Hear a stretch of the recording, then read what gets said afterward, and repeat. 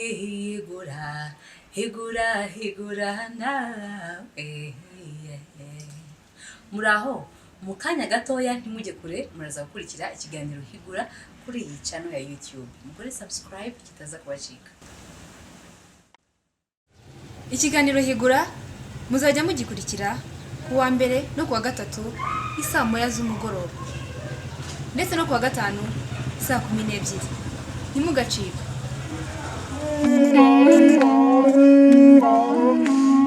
Ibihe byiza nshuti bakunze ikiganiro Higura, ikiganiro cyanyu mugaragara ko mumaze gukunda muri benshi, cyane ko twiga ku buvanganzo bwacu, ubuvanganzo mukunda muri benshi iby'iwacu, ariko wa mugani tugomba no kubikunda kugira ngo n'abandi babikunde, ariko twihereyeho.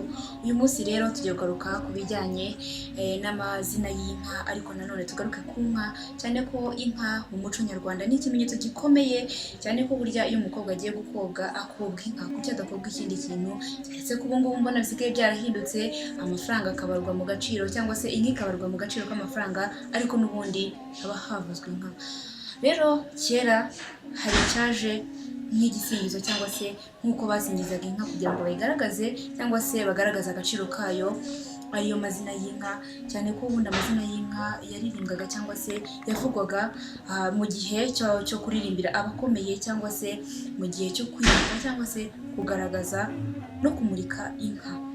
Icyo gihe rero nibyo byagaragaza, cyangwa se iyo nka yagaragara nk'agaciro gakomeye cyane, kuko ubundi inka bwari bwo bukungu, yari yo gaciro k'ifaranga.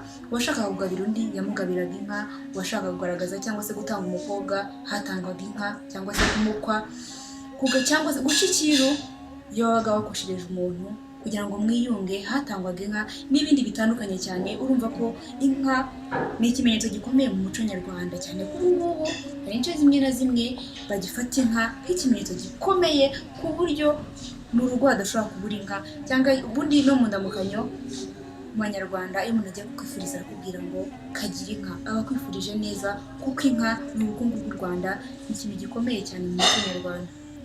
Biraza no gufatiraho rero ikibazo ndibaza uyu munsi, ariko mbibutsa ko ubundi mu mateka bavuga ko amazina y'inka yatangiye ku ngoma y'umwami Yuhi Gahindiro ahagana mu 1746, nibwo amazina y'inka cyangwa se iyo nganzo yatangiye, kugira ngo abanyarwanda batangire kuyahimba, barihimbira inka, yaba zahutse, yaba zigiye kumurikwa, n'ibindi bitandukanye nagiye mvuga haruguru. Ikibazo cy'uyu munsi rero n'ubundi kiraza kigaruka ku nka, n'ubundi muraza kutubwira bumwe mu buvanganzo bushingiye ku nka, mugende munabudusobanurira. Uwatanze abandi gusubiza muzi ko ari wowe watsinze, ariko akaba yasubije igisubizo gitomoye kurenza abandi. Njye wagezeho ikiganiro ndi Amandine, ariko mbibutsa ko nimero yacu yo gusubirizaho ari 0784255357. Ushobora kwandika ubutumwa bugufi cyangwa se ukohereza kuri WhatsApp yacu ihora ifunguye.